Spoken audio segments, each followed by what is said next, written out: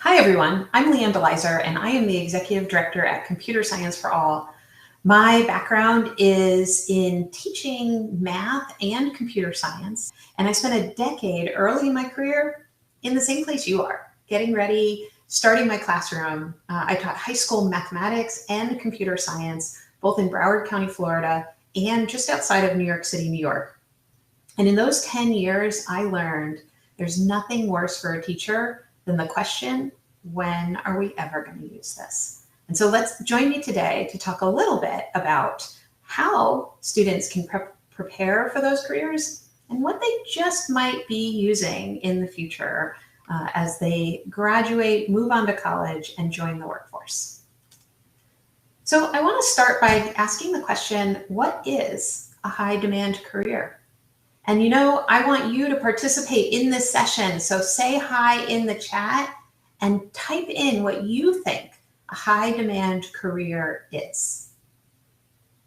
I'll be watching for those chats to come through. Who's here?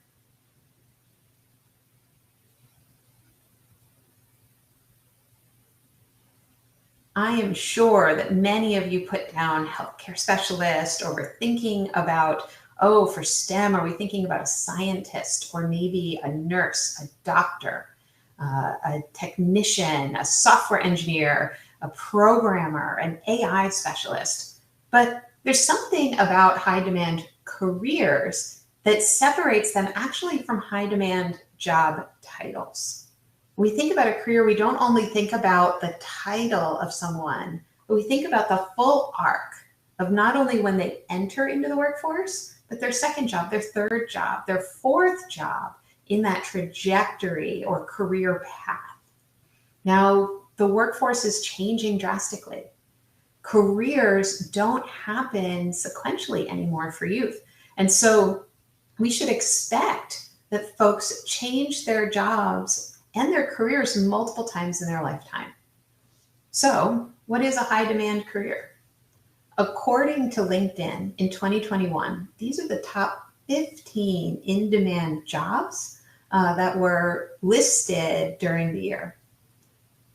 So as you read this list, I want you to think about to yourself, not only are these STEM jobs, but what are the STEM skills that might be necessary in these jobs, or perhaps shared by multiple jobs? As you're going through, think about adding to the chat, add to the conversation here, call out the things you see. And I just want to highlight that education professionals, like all of you, is number 8. It's going to be a very in-demand job, especially as we move forward, coming out of the COVID era and really starting to restaff our schools and school leadership from all of the great high school graduates, college graduates that are entering the workforce. Right? Now, looking at the top 5 here, a frontline e-commerce worker, loan and mortgage expert, healthcare support staff, business development and sales. All of these things require students to have more than just a simple STEM perspective. You need to be able to work with and collaborate with either customers or other staff within your company in order for those workplace jobs to be successful and for students to be actually a high demand worker. So I want to shift our thinking a little bit to not what are the high demand jobs of today, because the youth right now in school, they're not entering the workforce for another 10 or 15 years. Are all of these going to likely still be the most in-demand jobs of that time? Maybe not. So a lot of times we think not about the high demand jobs, but what's a high demand employee?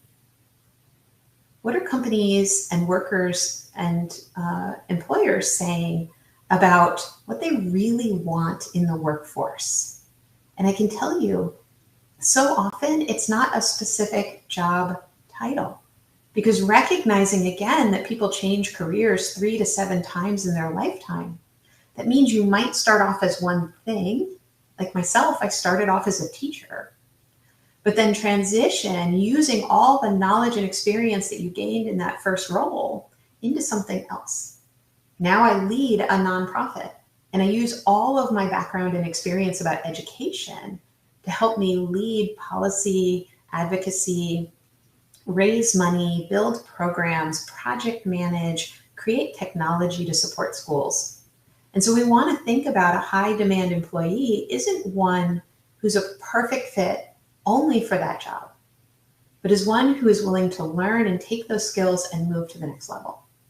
And so that high demand employee, they are going to be technology capable.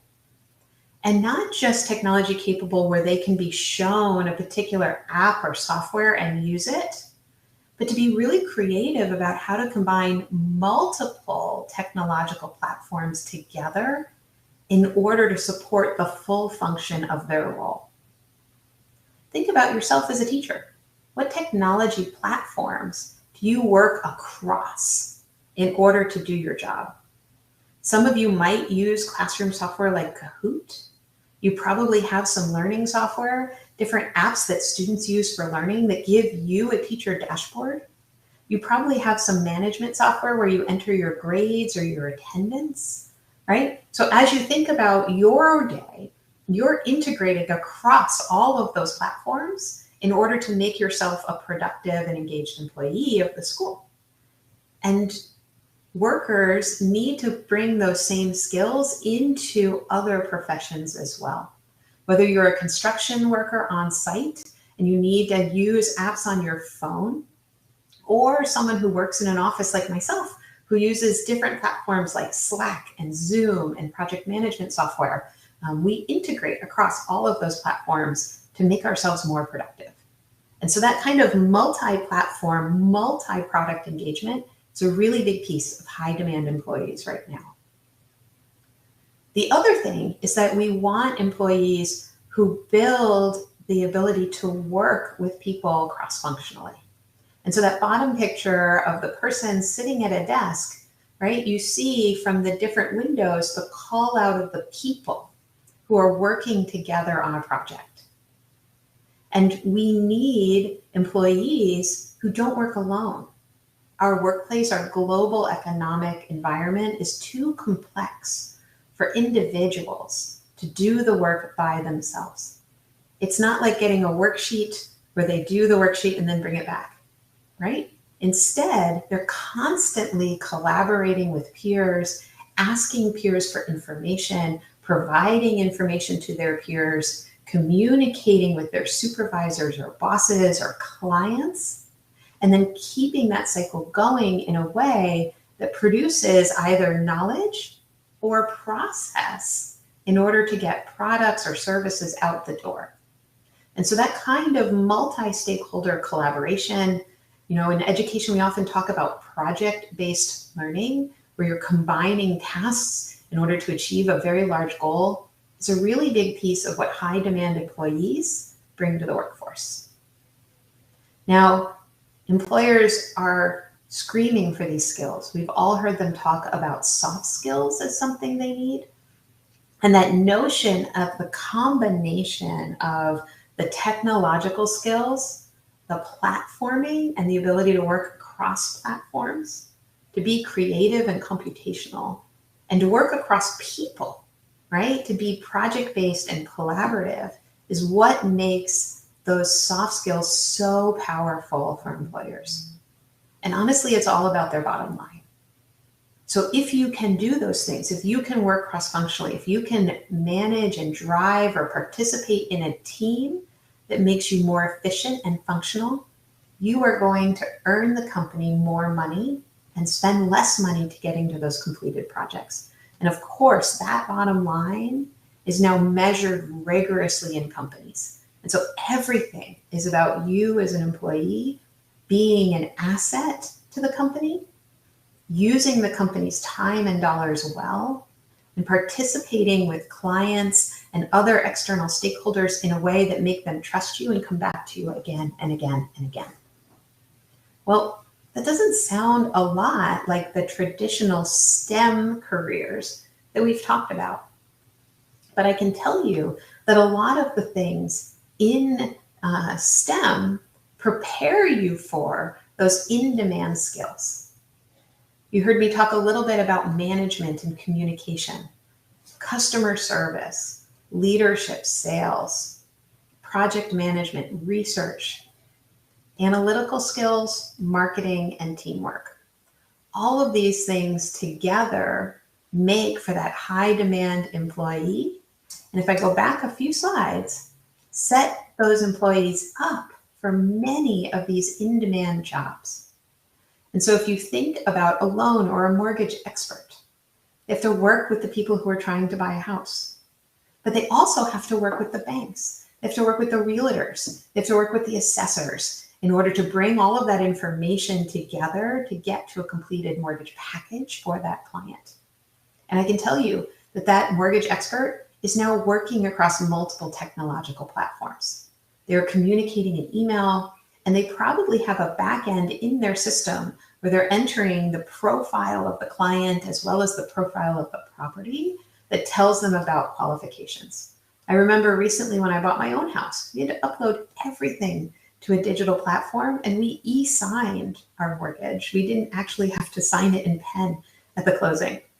So thinking about that platforming and the ability to take and aggregate data from multiple sources, combine it through a platform or other place, and turn it into actionable things for your company, that is the arc of the high demand jobs and the high demand professionals that we're not only going to see today, but we're going to see continue to grow into the future over the next 10 to 15 years. So let's talk a little bit about why it matters.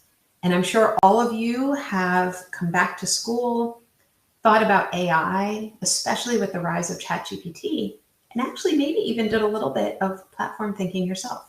How can I, as a teacher, use artificial intelligence to help bring something to my classroom?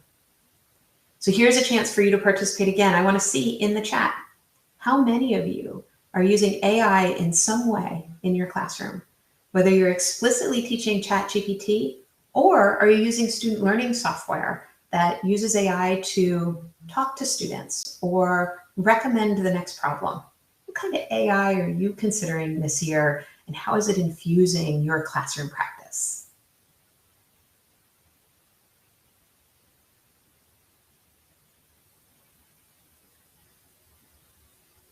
I can tell you, just as you're infusing AI into your classrooms, corporations are thinking about how it infuses into their workforce. It is one more platform that powers the high quality workers' ability to collaborate, to be efficient in their work, and to work across, again, multiple platforms in order to be efficient and produce outcomes. So let's think about what that means for the type of careers you might use for examples for students about STEM careers.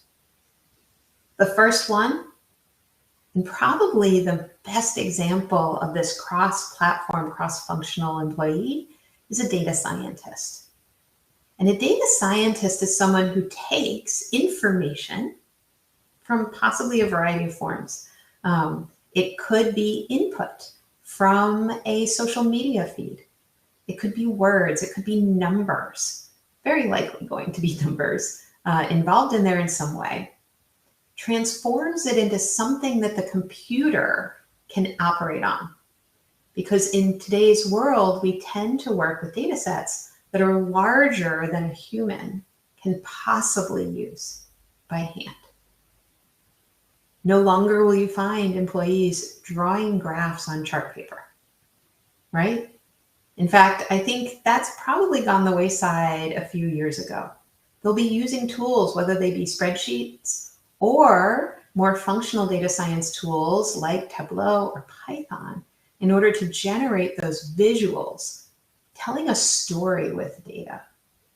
And so it's really important that a data scientist be able to connect the raw data, the numbers, into a story. I helped start a school called the Academy for Software Engineering in New York City, and we did a data scientist unit with our 9th graders. And I'm here in the Northeast in New York, and there is a drink called Snapple.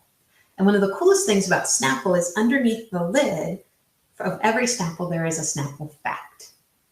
And the fact sometimes says, you know, there are 100 million trees in the Pacific Northwest, right?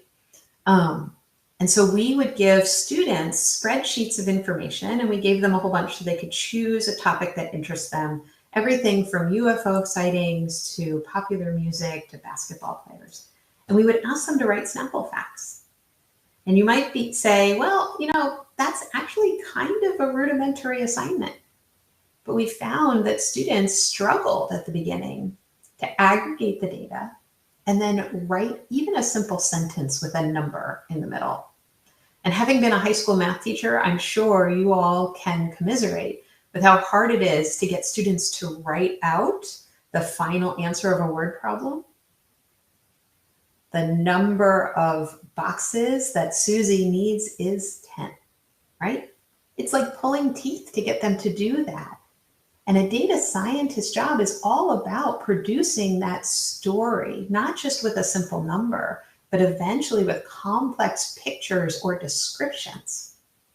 The New York Times now has a chief data scientist, and they have some of the most amazing interactive stories that take and use data to contribute to the storytelling, but then even going one step further, making those data interactive, right? And so in the communication and visualization section here of the data scientist, you'll see visual art design. The most engaging graphics that show data on the internet are no longer simple bar charts. They're beautiful and well designed, and they have features that are like art. And so for many of our students who are visually inclined, who are artists, no longer is art something that can't pay the bills. Because if you combine art with your ability to aggregate data and tell a story, you can now have one of the highest paying jobs that's available today. And so thinking about that, leaning into the fact that a data scientist isn't all about the math. The tools actually do a lot of the math for you. But instead it's about creating an image, some representation, some art, and then powering that art with a story. And so more and more we're seeing this interdisciplinary and multidisciplinary lens on work for the most in-demand careers as the tools themselves become more sophisticated and AI-powered. So here's another thing that is a really important and fast-growing skill and career are these integration specialists.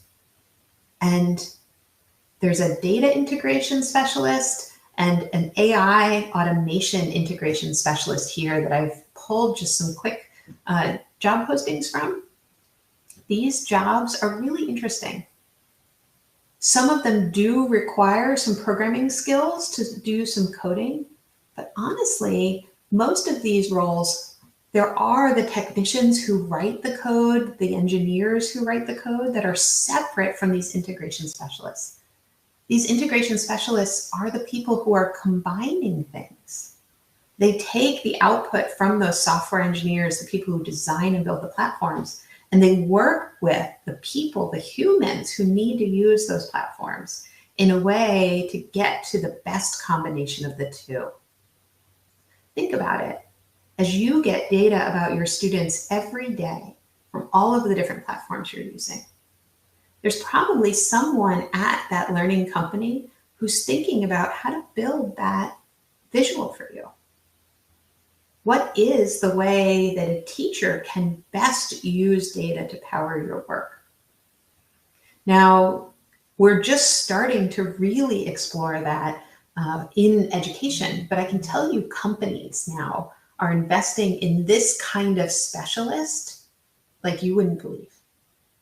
And with the rise of ChatGPT and AI, we also have the need for people who can think creatively at that intersection between human and what humans still continue to do well, and what AI and computer technology can help power. And so again, it's back to that theme of working across multiple platforms and seeing how the platform, how the technology can power your work, can power a company's work, can power a community's work. And so as you're thinking about some example careers and maybe some projects, right? As you're thinking about your project team, I remember the old model of like the project manager, the scribe, the one who was going to write down everything, right? And then depending on what the project was, we would create some other roles within the working group. Think about creating a technology specialist role within your project teams. Who is going to decide how technology is used? Whether or not you need a spreadsheet or a PowerPoint, whether or not you're going to design an app. And even if you as a teacher are not ready yet to do app design in your classroom, there's nothing better than a piece of paper and a pen to draw the app that the kids imagine and how it might be used. And I think sometimes we forget about the how that technology might be used. It's a really critical piece of what kids need to learn and consider, and sometimes what adults need to learn and consider too. All right, the last one is probably a job title that we're all really familiar with, right? The manager. And what does a manager do? They oversee daily operations, they report to, so they create reports for, and they engage with officers. They design strategy for business growth. They engage customers. They pursue targeted goals and objectives. And they direct employees and delegate tasks. And I can tell you for pretty much almost every single one of these hexagons, there's a platform for that too. And when they're reporting and engaging with the corporate officers, they're going to need to be mini data scientists. Their boss is going to ask them what data tells you that that's the right decision to make. Or how do you know that your team performed well in the last quarter? In those customer engagement activities, they're going to need to use platforms to engage with customers. Unless they are working in a retail shop, it is likely that they're engaging customers through a variety of virtual ways, whether that be social media, online through platforms like chats, or potentially even through the way that their sales front door appears on the website. The targeted goals and objectives and directing employees, that's project management. And there's lots of project management software that mirrors the work we actually teach in computer science classrooms. How do you take a big, huge task and break it into pieces? Can some of those pieces be done over and over automated? Can we create modules out of them, right? How do you automate those tasks, not to take work away from people, but to allow people to do the more creative work of design and implementation? So as we even think about a generic title like a manager, we see those themes of data and technology, thinking about how technology can power the work.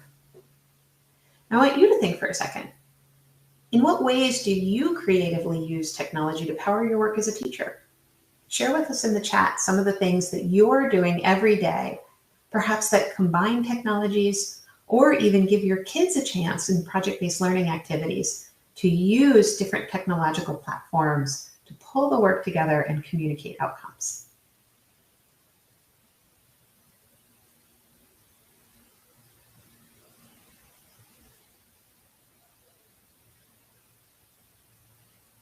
I always love hearing about the creative things that are going on in classrooms and that teachers are doing every single day. It inspires me and helps me tell great stories the next time I present. So as you're thinking about these three kind of STEM careers that I've highlighted for you, I hope you're seeing this theme, right? That technology powers our work, that we use data, we think about data not as an endpoint. The graph is not the end. It's actually the middle.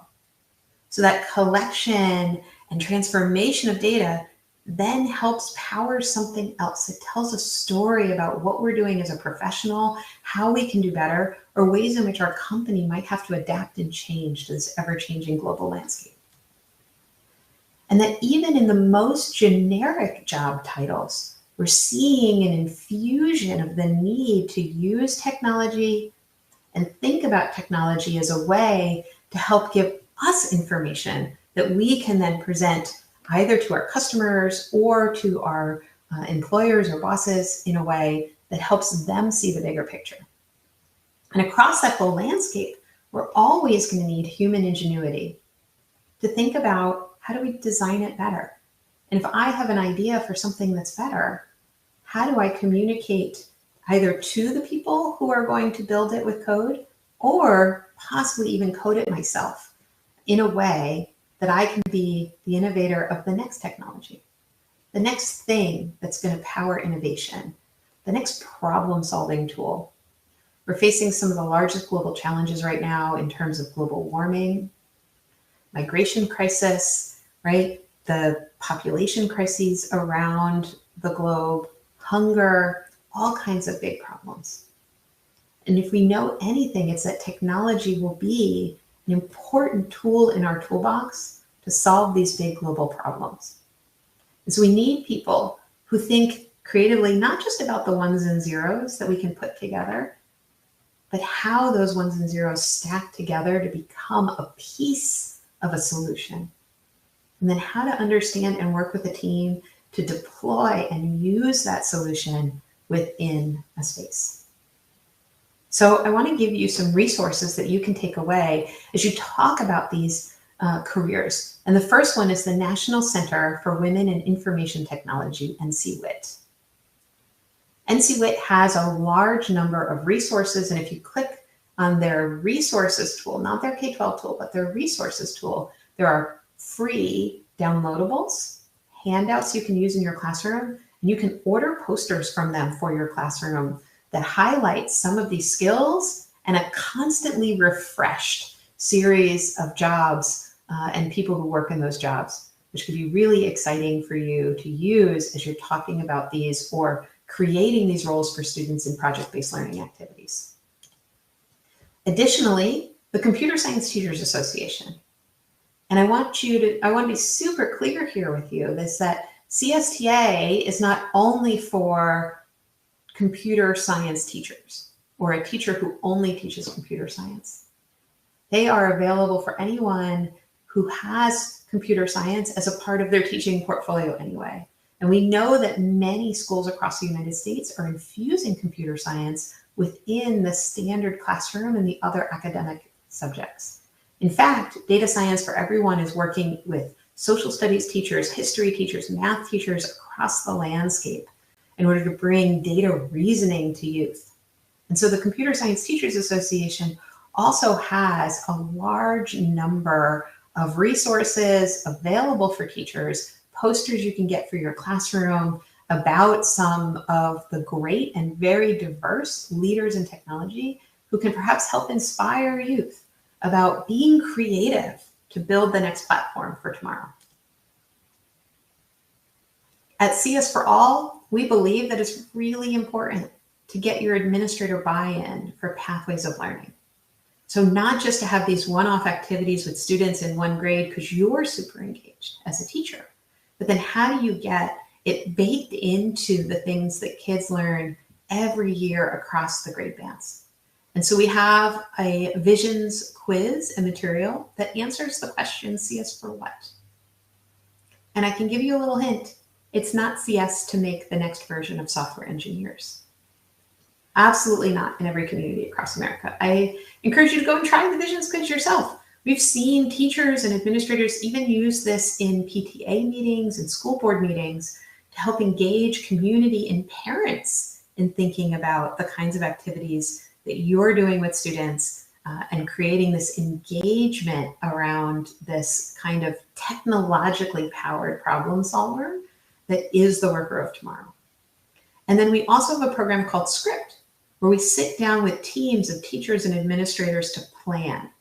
And I know right now everyone's thinking about that question. How do I infuse computer science? How do I infuse computational thinking or even artificial intelligence into our K through 12 program? Script will help you do that. And you can go to our website, csforall.org/script, in order to find out if there are workshops near you. We also have some online directories that might be useful to you. So CS4All is a membership organization, and you as a school district can join as a member and then get listed in our member directory. In addition, we also have a curriculum directory. And so if you go to the member directory and click on curriculum directory, you can see curricula, and some of them have a little blue check mark, which means that a teacher who's not connected to that company at all has independently reviewed the curriculum and matched it to the standards that it says that it teaches, which I know can be super helpful. You can sort and filter on those standards in order to find something appropriate for your grade band or connected directly to what you want to teach. If you're interested in research, we also have a researcher directory, including researchers who do work on accessibility, on equity and inclusion, on how best students can learn within computing classrooms. And so you can check out their research and the work that they do on the researcher directory as well. So I hope you stay connected and maybe even join us. We're going to be in Oakland, California in October with our partner, the Kapor Center, for the CS4All Summit. We'll be airing many of the sessions on our main stage after the summit on social media as well, so you can watch them if you can't join us there. And you can check us out at www.summit.csforall.org if you want to find out more information about the conference. And one of the things you can do to get engaged is make a CS4All commitment. So we collect commitments, which basically is you getting together with your school or your district and saying, you know what? We're going to do something in the next year that's different. We are going to provide professional development for teachers. We're going to offer a new class in our school. We're going to try something out with robots. And so you can go and make a commitment from the Summit website and be celebrated as a part of this big national movement for the work that you're doing locally. And we provide you a press kit so that you can even reach out to your local newspaper in order to share the commitment you made and what it means for students in your school. And so I hope that that gives you a little bit of incentive to come and find us at CS4All, but also a little bit of a picture of not just what are the high demand careers today, but how we're going to build high demand skills that are going to allow for youth who are going to change careers 3 to 7 times in their lifetime and be future proof against whatever these continuing technologies bring for our workforce and for professionals tomorrow. You know, and above it all, I just want to say thank you to you, teachers and administrators who are our front lines for making sure we prepare the problem solvers of tomorrow, who will have a toolbox full of things so that they can be creative and constructive in the way that they address our biggest problems here in the US. Thank you. And so I'm going to share a little bit about my weekend and my last few days. So I live in New York, and just outside of New York myself. But if you don't know, this week is the UN General Assembly Week in New York City, which of course means all kinds of meetings for nonprofits like CS4All, but also companies, government entities, social innovation leaders who are thinking about how do we take the world and bring them to whatever the next level is for education, for youth, for communities. And one of the things that's been a major topic of conversation with the sustainability goals for the UN has been, how can AI be used to power the work? And so that goes really to the heart of some of the things I was talking about in my recording in terms of that notion of working across multiple platforms. How do we take what is knowledge or known from one thing and bring it around and use it in a new domain in order to make change? And something that AI and technology can do that is, really exciting is offer empowerment to local communities. And so you saw from the presentation, we share a bit about our work at Computer Science for All. We start every single workshop we do with a visioning activity. We ask our workshop participants, why is education important to them? We try and dig in deep to what are the needs of students What are the needs of communities right now in this changing world with so many challenges? And starting with that perspective of local expertise, you all know better than I do what your students need. We build on that to say, how can computer science education meet those goals? Not someone else's goals, not the goals of an employer, but instead the goals of a community. And so if a community is really struggling with how to get students out into entry-level careers, right? Maybe they have a certain population of youth who don't want to go to college or don't see that as a good pathway or trajectory for them. I can tell you there are lots of careers that use technology and computing and data that you don't need anything more than a high school degree to engage with. There's plenty of remote work, and in fact, Computer Science for All, I'm joining you from my home office here. We are a remote team. And so our coordinators, which are entry-level hires, need to be able to communicate on platforms like Slack, but also need to be able to pull data from our programs and report those back to our program leads and directors who tend to have more experience, if not a college degree, in order to make that work. We also have platforms for the gig economy. So there's a platform called Fiverr, Fiverr.com. Think about it a little bit almost like Uber, but instead of hiring someone to drive, you're hiring someone to do a very specific project. And so you could hire someone to design a new logo for your company. You could hire someone to do graphic design for a poster.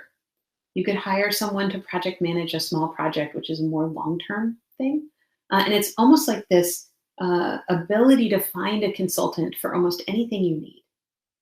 And so I love talking to rural communities about the students who are very artistic, because those students can lean into something like that and generate income from where they are without necessarily having to move, leave, and their portfolio work speaks for itself. Well, I'm being told that I'm almost out of time.